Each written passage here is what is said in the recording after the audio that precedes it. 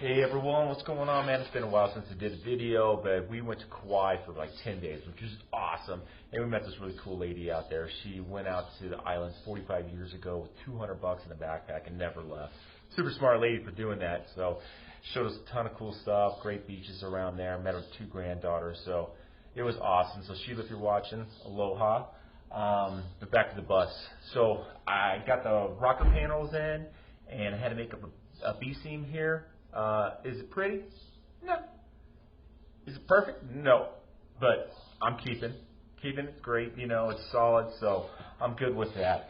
So the next step here, I'm going to start putting the panels on around the rest of the bus. I got this one that I'm going to install today, and I'm going to work myself around the back side of the bus, and then I'll get my 2 floors in, and then I'll start going around the other side of the bus to get the panels, get the rest of the rust out. And after that, we'll be rolling there. Then I'll start, working on the engine a little more and getting this prepped for paint down the road, do a little interior stuff. But overall, looking good.